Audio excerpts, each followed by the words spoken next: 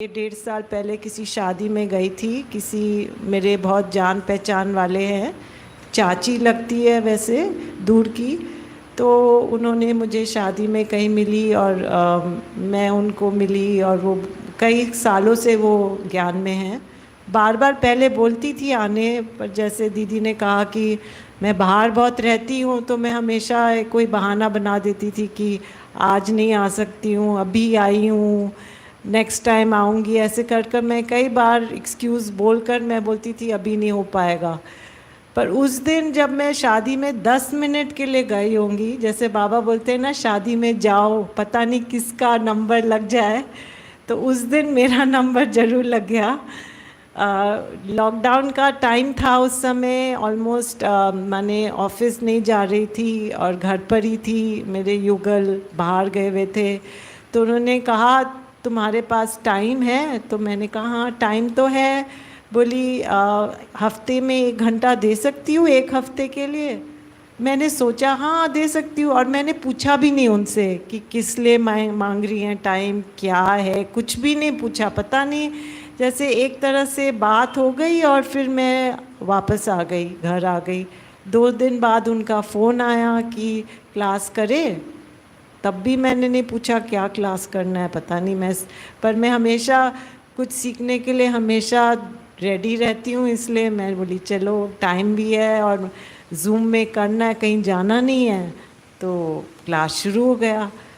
और जैसे बाबा बोलते ना, एक बार सुनते ही जैसे लगा बाबा ये तो मेरे लिए ज्ञान था। इतने साल भटकी हूँ, इतने साल कहाँ मंदिरों में क्या क्या क्लासेस करी हूँ, पता नहीं कई चीज़ें करती थी और बार बार ये सोचती थी कि कुछ है, कुछ है। माने मैं 4 साल बुद्धिस्ट चांटिंग करी होंगी और मुझे हमेशा लगता था वो शून्यवाद के बारे में बात करते, मेरे को लगता था पर शून्य तो, शून्य से भी कुछ बड़ा है हमारे ऊपर। कौन है, क्या है, वो समझना है। और जैसे ये ज्ञान मिला तब से बाबा का हाथ और साथ है। आई मीन 1 साल के अंदर ही मधुबन 3 बार चली गई, 2 बार बाबा मिलन चली गई। कैसे हुआ वो पता ही नहीं, बाबा कैसे कब कैसे बुलाते हैं। वो ज़रूर है कि जो जब मैं दिल्ली में रहती हूँ या हिसार आती हूँ तो ज्ञान बहुत अच्छे से फॉलो कर पाती हूँ। पुरुषार्थ भी बहुत अच्छे से होता है क्योंकि एक माहौल बनता है।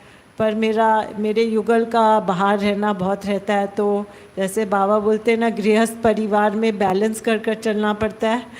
युगल ज्ञान में है नहीं, तो थोड़ा बहुत फिर उनके साथ भी जाना पड़ता है बाहर। तो ज्ञान तो मैं करती हूँ, वहाँ भी नहीं छोड़ती हूँ। सुबह अपना जितने भी बजे हो अमृत वेला करती हूँ।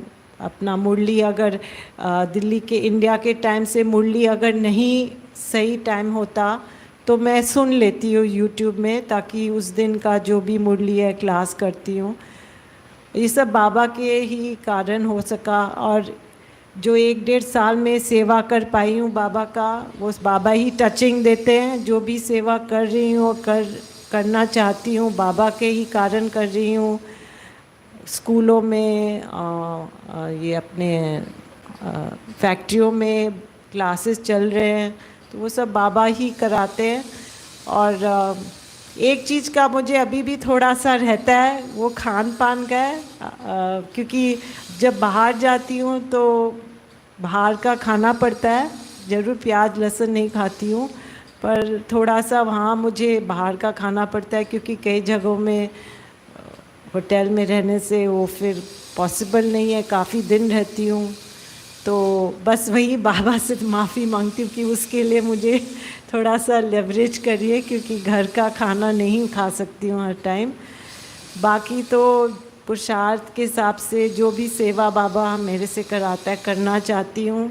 और कोशिश ही यही है कि लास्ट सो फास्ट हूँ, आगे बढ़ूँ, सबको साथ लेकर आगे बढ़ूँ, सारे परिवार को लेकर बढ़ूँ। अगर घर में अभी तो कोई ज्ञान में नहीं है, शायद मुझे ही पुरुषार्थ और कर कर उनको एक एग्ज़ाम्पल बनकर बताना होगा। शिव के तो बहुत भक्त हैं वहाँ, पर अभी ये बाबा को पहचाने नहीं है, पहचानने में थोड़ा टाइम लगेगा, पता नहीं, बाबा का खेल है, ड्रामा है।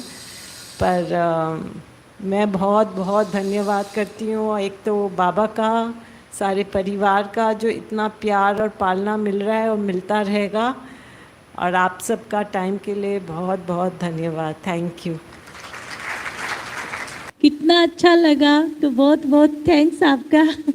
आपने अपना इतना कीमती टाइम हमें दिया। नहीं, टाइम तो बाबा और परिवार के लिए हमेशा ही है। शुरू से मैंने ये हमें मन में निश्चय किया था कि जब ज्ञान में भी नहीं थी, लाइफ में बहुत कुछ चीज़ें होती है जो आपको खींचती है, नाम मान शान के लिए तो आप बहुत कुछ कर सकते हो, पर मैंने तभी अपने से ये संकल्प किया था कि परिवार पहले, काम दूसरा, और खुद के ऊपर पुरुषार्थ तीसरा। तो ये मेरा नियम रहा है, और बाबा ने सही ज्ञान दिया है, ताकि अपने ऊपर जो पुरुषार्थ कर कर आगे बढ़ने का यही है लक्ष्य, कि हम कैसे अपने आप को बाबा की सेवा में, जैसे बाबा चाहते हैं, वो जो शिव शक्ति तैयार करना है अपने आप को आगे के लिए। सबको पता है क्या हो रहा है, क्या चल रहा है हमारे सामने, तो यही रहेगा कि कैसे हम वो शक्ति बन सके, और अपनी परिवार लोगों को भी ये एक तरह से बता सके कि ये जो ज्ञान है ये सही है।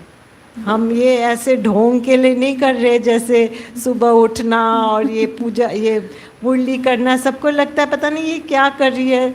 जैसे मैंने कहा 14 साल से मैं अलग अलग कुछ कुछ करती रहती थी, तो आजकल मेरे युगल को लगता है कोई एक ये नया कुछ शुरू करिए, ऐसा पता नहीं कितने साल रहेगा।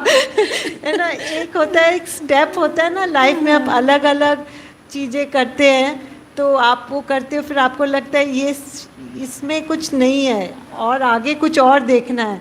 तो ज्ञान तो ऐसे ही होता है, तो उनको लगता है पता नहीं अभी ये 1.5 साल से कर रही है, पता नहीं और कितने 1 साल और करेगी या 2 साल और करेगी, फिर कुछ और लग जाएगा। तो है ना, उनको ऐसे लगता है कि इसका तो चलता ही रहता है ऐसे। तो मैं भी हंसती हूँ कि हाँ ठीक है चलो। नहीं, आप उनको बोला करो पाना था सो पा लिया, अब बाकी नहीं। सही में मैं मन में बोलती हूँ, उनको नहीं बोलती हूँ, उनको भी कुछ और होगा कि तो इसीलिए मैं, हाँ वही है ना ज्ञान। सेवा भावना देखो इतनी है। अभी शिवरात्रि आ रही है, तो इनका फोन आया 5-6 दिन पहले मेरे पास, कहने लगे कि मुझे सेवा करवानी है फैक्ट्री में। हमारी फैक्ट्री में शिवरात्रि वाले दिन लगभग 2000 लोग आएंगे शिवलिंग पर जल चढ़ाने के लिए। सावन शुरू हो गया है, तो कोई सेवा करवानी है, क्या सेवा करें। आप सबने देखा होगा जिंदल हॉस्पिटल में बाबा का मेडिटेशन रूम, सब दीपिका बहन की मेहनत है। बाबा बोलते ना सेवा मेरे हाथ है। पुरुषार्थ अपने हाथ, सेवा बाबा। तो वो कराते, हम तो खाली निमित्त है, निमित्त तो बाबा ही है, वो तो बाबा ही कराते हैं।